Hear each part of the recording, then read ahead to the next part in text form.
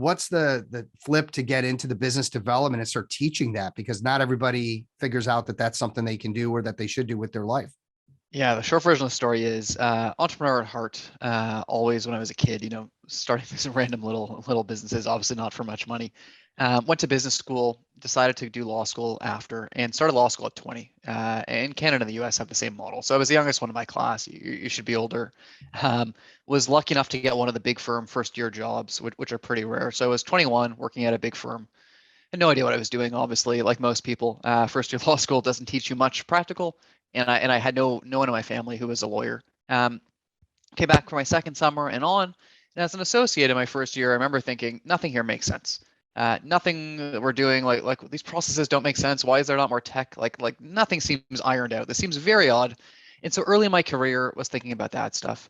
Got really involved in the legal tech space in my second year or so. There was a booming or starting to boom scene in Toronto, where there's a huge tech scene as well, and got really interested in that. And long story short, ended up, I guess, integrating a lot of legal tech into my practice, but also started realizing, hey, this training I got in law school, it was not so great for practicing law, both on the substantive side, did a terrible job of helping me understand how to be a good lawyer or a lawyer at all.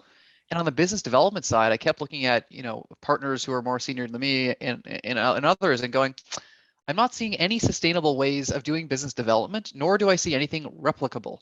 I see, here's what worked for you, and that's not going to work for me because I don't have that rich cousin. I don't have whatever your other thing was. None of them had a system. They had a lot of luck. And for those who didn't have a lot of luck, they just hadn't succeeded. Yeah. And so what I realized is I needed to understand how this works. But just like I realized the practice of law, could use a lot of help from outside industries, I finally started realizing I think the practice of business development, or as I'm not afraid to call it sales, but I guess most of us are, could use some help. Started listening to podcasts, reading books, and connected with a friend of mine from business school who'd been doing sales for the last decade in a modern, authentic way, and hired him to coach me. And started working with him, and he'd say, Aaron, stop if I'm boring you. And I remember saying to him, like, you're not boring me one bit. Like, I know more than the average lawyer. The average lawyer knows nothing, and I know next to nothing. So you are absolutely not boring me. This is like to you the most basic of basic stuff, and I don't know any of this. We worked together, and then I said to him, you know what? When I was going to leave my job as a partner at my big firm, I said, you know what?